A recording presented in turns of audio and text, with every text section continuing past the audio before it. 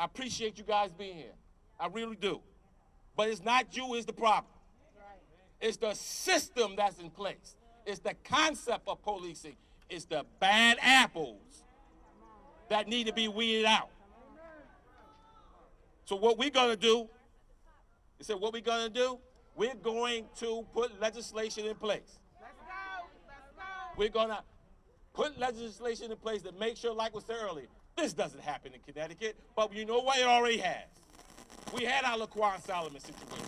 We had situations in Wethersfield. We had situations in New Haven. We had situations in Bridgeport.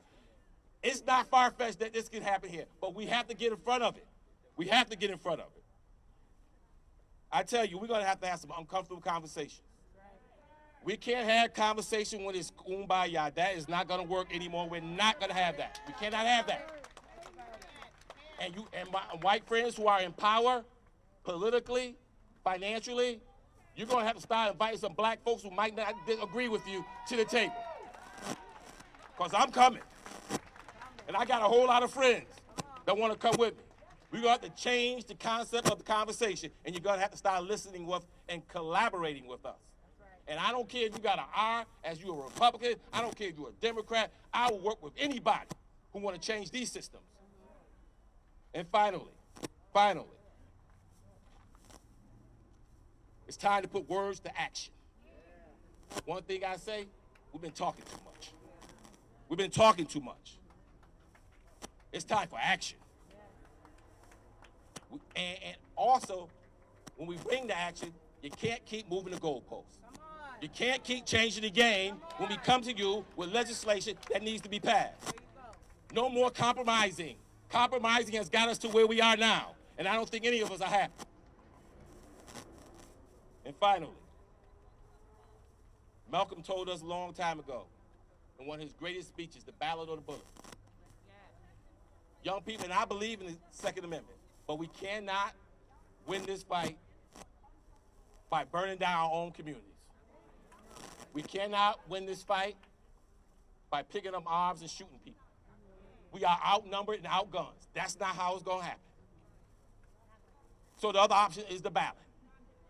So as you protest and as you cry out, you make sure you get to that ballot box. And it's not just the president. The president couldn't operate if we didn't have an environment like this. He couldn't be effective if we didn't have an environment like this. It's that racism that's been a part of American culture since we've been here. And the odd thing about it is so much ingrained in American culture that when we protest against racism, people think we're protesting against America. And we're not. We're not. And lastly, there's a difference between a moment and a movement. And I know it's popular for elected officials, everyone else to be out here today saying how they care and how they're concerned. That's a moment. I ain't got no time for no moments. We need a movement. I need to see you next month. I need to see you 6 months from now with the same enthusiasm.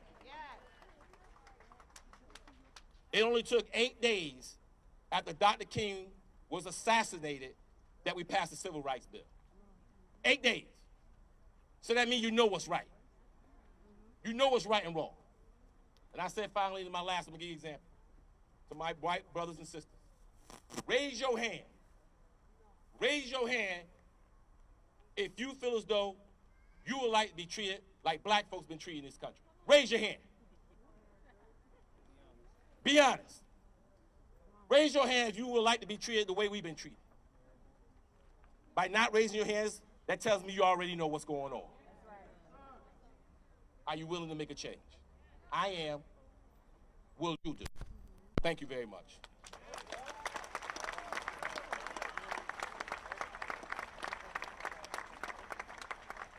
Thank you, Senator McCory, for those words. Today, we just want to quickly acknowledge our governor that is here with us today, Governor Ned Lamont.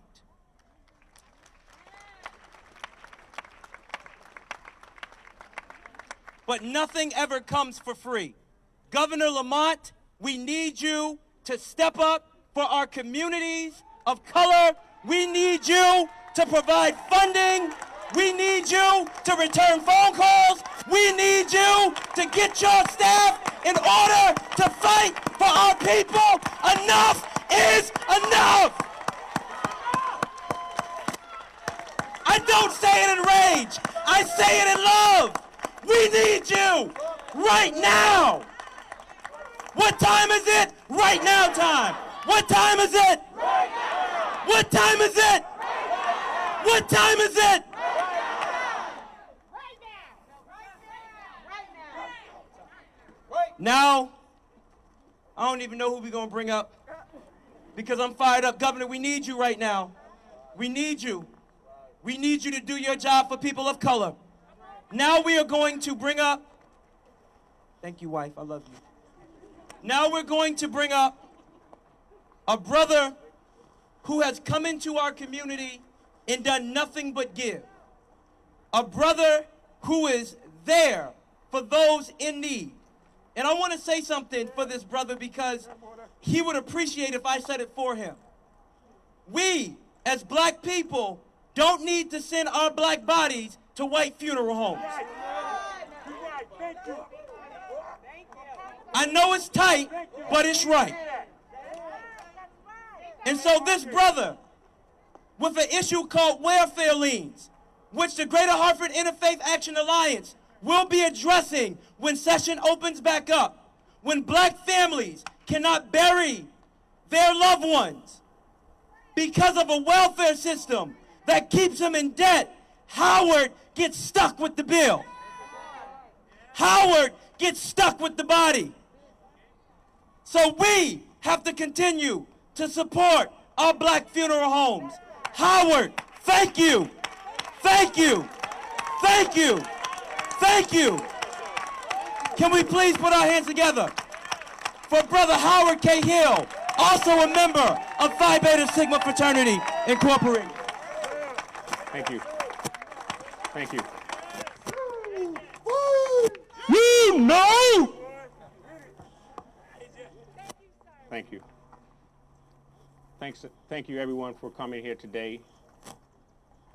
Thank you, Melinda, for your tenacity, your perseverance. Thank you, YWCA. Thank you to the police departments and the fire departments, black chiefs of police. Thank everyone who has come here and supported this. I have to say this because it's really important to me. Thank you, Yvonne Davis, for what you do. Yeah, that's a queen. That's a queen. Yep. Yeah. Thank you, Yvonne. For those who know, those who don't know Yvonne, that's all right. But there's a lot of things that happen because of Yvonne. That's right. This whole city moves because of Yvonne. And thank you for what you do. I Can't Breathe is emblematic of systemic racism. It represents most black people on a daily basis, where we're being choked out by the systems that govern us. We are all powerful people. To be able to withstand 400 years of what America has done to us, and to still be here with our dignity intact. We are a powerful people. What are we going to do? We need to build our communities. Come on. Let me say it one more time. We need to build our community.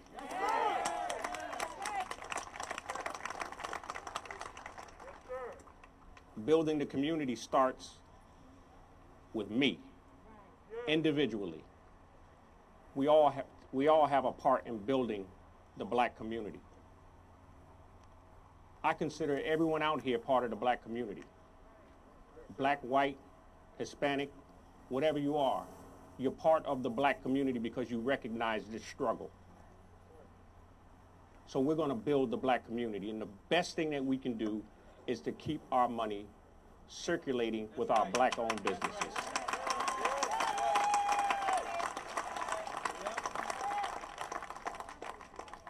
And as Senator McCrory gave instructions for the white folks that are in the audience, white folks, you need to support our black business as well.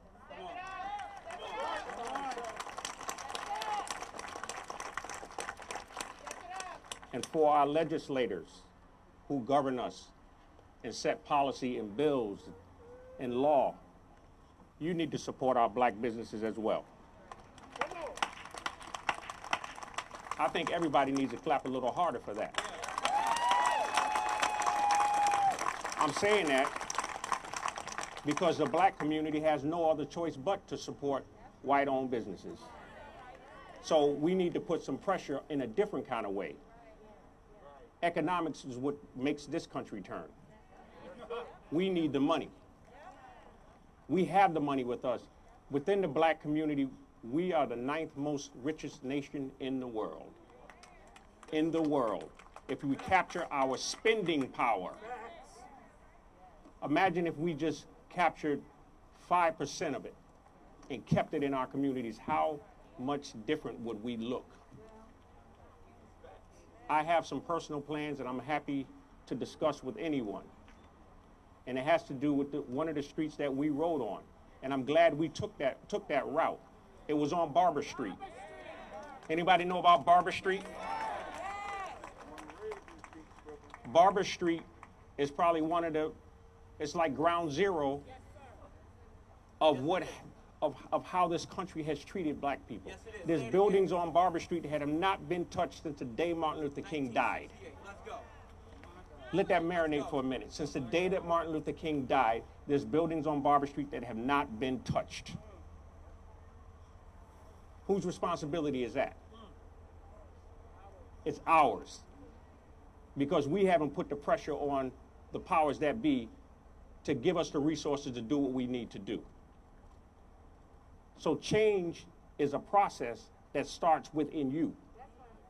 And it's every day. It's not a moment in time like we're here together. It's every single day with the decisions that you make, how you spend your money. That's your power. George Floyd, his life represents us being choked out every single day. I can't breathe. That's what that means. But we're powerful people.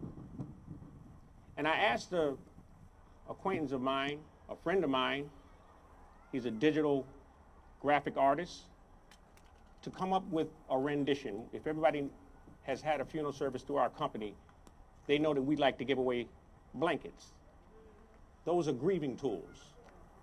And by the way, we've been doing that for 15 years. It's not new. It's new up here, but it's not new. We've been doing that for over 15 years.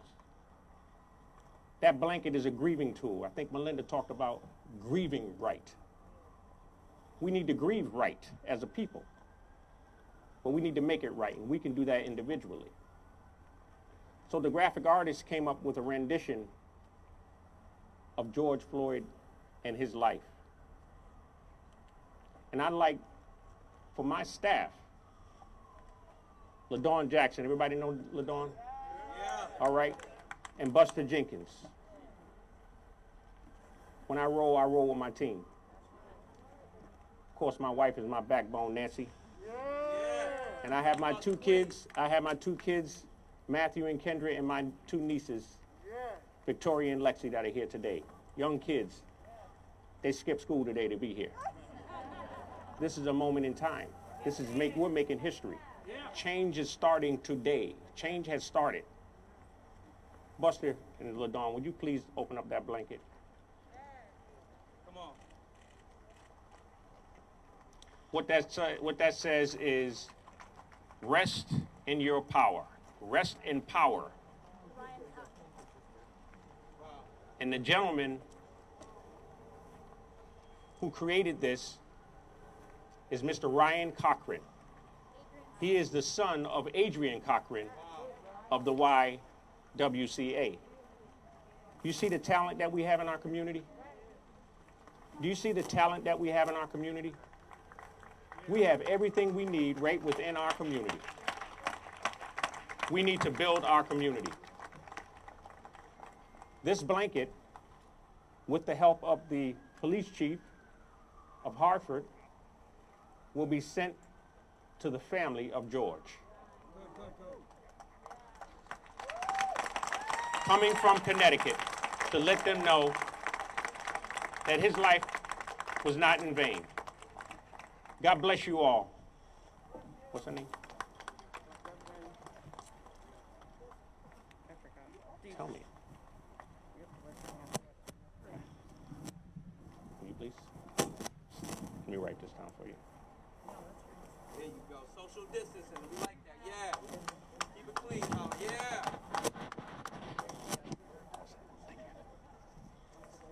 At this time, as we close our moment of expression with one another today, we will conclude in prayer, a prayer from Reverend Mia J. Douglas.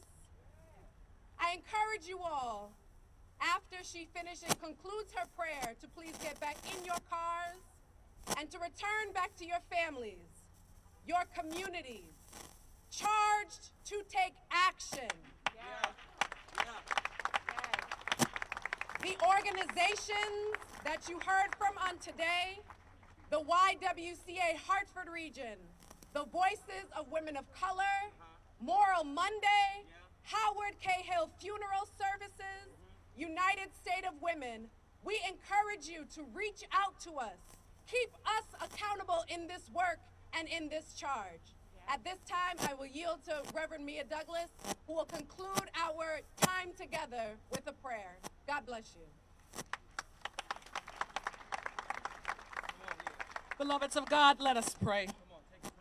Our God and our Creator, lover of justice and liberator of the oppressed, we give you thanks for this time of solidarity and action. As we prepare to return to our respective communities, strengthen our resolve, sharpen our focus, translate our strategic priorities into public policy for transformative change, and bring healing to our traumatized and weary souls. We trust, oh God, that you have heard the cries of your people today, that they have not fallen on deaf ears, but have stirred up the realm of heaven and the spirit of the ancestors. Standing on their shoulders and drawing from their strength, hear us when we say, we who believe in freedom will not rest. We who believe in freedom will not rest until it comes. Until the killing of black mothers' children is as important as the killing of white mothers' children. We who believe in freedom will not rest. Until the cycle of poverty is broken and the unrelenting virus of racism is eradicated, we who believe in freedom will not rest. Until our community has access to affordable health care and our education system supports the brilliance of our children through its funding, we who believe in freedom will not rest. Until the bodies of black and brown men, women, children, LGBTQ, and transgendered persons are recognized as magnificent creations of the divine, we who believe in freedom will not rest. And finally, God, until the shackles of oppression are loosed and the back of white supremacy is broken, until we can breathe again, we who believe in freedom will not rest. May it be so. Ashe and amen.